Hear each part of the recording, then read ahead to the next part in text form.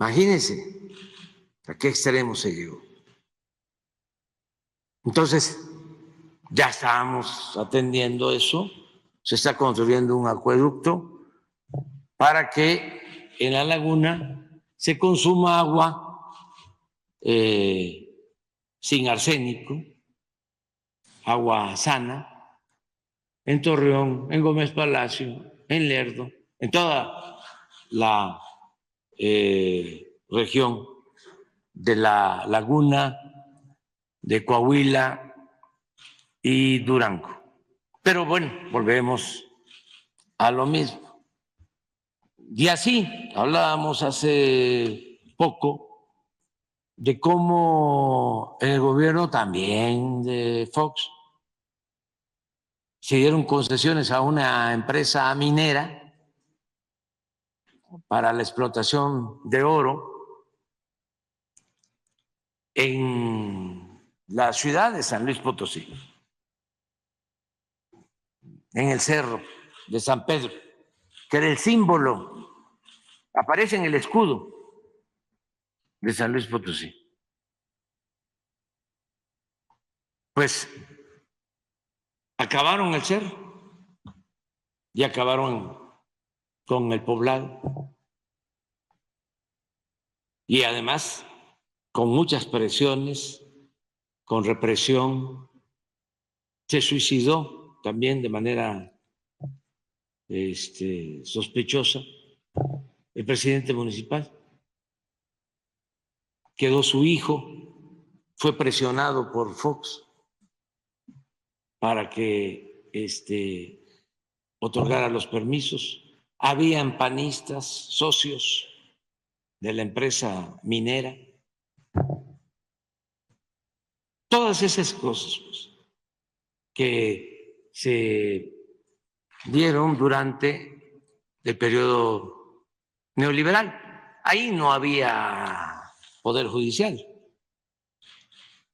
no procedía ningún amparo, nada, absolutamente.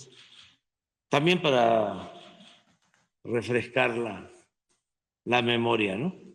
Entonces, sí necesitamos cuidar el agua, no estar dando permisos a diestra y siniestra sin tomar en cuenta la escasez de agua y dándole preferencia pues al consumo doméstico, el agua para la gente, en primer lugar. Y ya se está trabajando en eso, ya con agua y medio ambiente, pues tienen pues,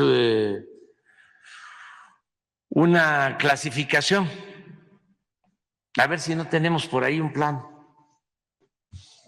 sobre disponibilidad de agua subterránea y de agua superficial, aguas superficiales en el país, de cómo estamos. Entonces, cuidar nada más la entrega de permisos. Concesiones. Tiene mucho que ver también con la planeación para el desarrollo, a lo que hacía referencia. Es que si se lleva a cabo un desarrollo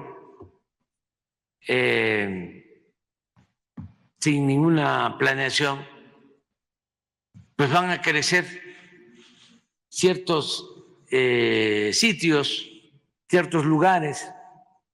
Lo que pasó en el periodo neoliberal, ¿dónde hubo crecimiento? En las zonas fronterizas, en las ciudades fronterizas, en los puertos o en los centros turísticos, en algunas ciudades del centro de la República. Pero se desatendió el medio rural de los municipios. la mayoría de los municipios perdió población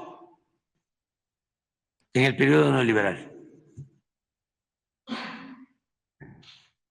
O crecieron solo los municipios del norte, de la costa, pues todo lo que sucedió, por ejemplo, en el caso del sureste, donde hubo crecimiento, pues en Cancún, en la Riviera Maya, pero en el resto del sureste no. Lo mismo en el caso, por ejemplo, del crecimiento en Reynosa, Matamoros,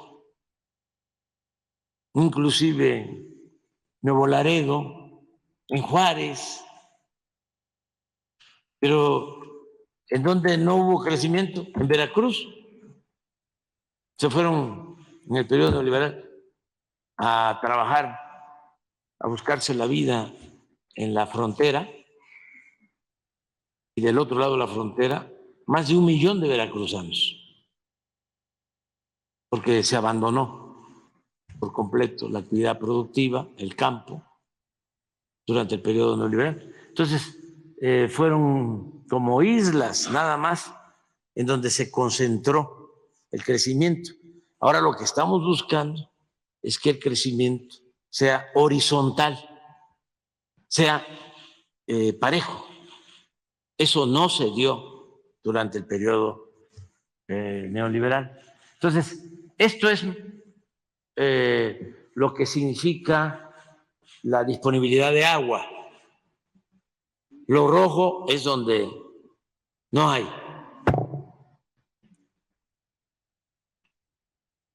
Donde hay que cuidar mucho la entrega de permisos y el resto, pues sí, hay agua. Por eso también lo del sureste, porque en el sureste se dispone del 70% de todo el agua del país.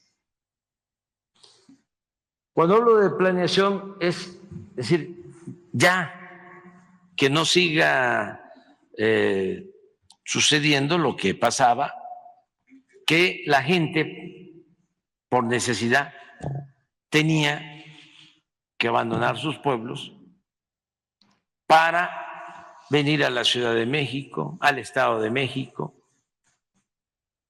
El crecimiento de los últimos años en el Estado de México fue también desmedido. Y ni modo de seguir trayendo agua a la Ciudad de México. Imagínense lo que cuesta traerla. Pues lo que hay que hacer es desarrollar las costas del país, desarrollar los pueblos donde hay agua, donde hay recursos naturales. Pero eso tiene que ver con la planeación, que no se aplicaba durante el periodo neoliberal. Era pues el dejar hacer y el dejar pasar. El desorden. Y no había planeación. Ahora hay que regresar a eso. Esto mismo pasaba en cuanto al desarrollo de México. Parece increíble también para los jóvenes. Durante los 36 años de política neoliberal, no se elaboró un plan de desarrollo propio, de acuerdo a nuestras necesidades, sino se gobernó con las recetas que nos enviaban desde el extranjero. El Fondo Monetario Internacional, el Banco Mundial, ellos definieron la agenda, las llamadas reformas estructurales. ¿Qué eran las llamadas reformas estructurales? Pues el permitir la privatización de los bienes de la nación, de los bienes del pueblo, el saqueo, la política de pillaje, no solo aplicada en México, sino en casi todo el mundo. ¿Qué eran las reformas estructurales? Pues aumentar los impuestos con la llamada reforma fiscal, la reforma energética, que era entregar el petróleo, la industria eléctrica, la reforma educativa, la llamada reforma educativa, que era privatizar la educación, la reforma a la seguridad social, pues entregar las pensiones a los grupos financieros, privatizar la salud.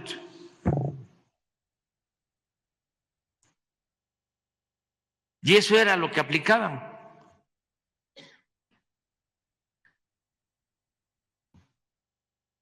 No estaba en la agenda el combate a la corrupción, ni se hablaba de eso. No estaba en la agenda la aplicación de una política de austeridad de Estado. No, ni se hablaba, y al contrario, a comprar aviones.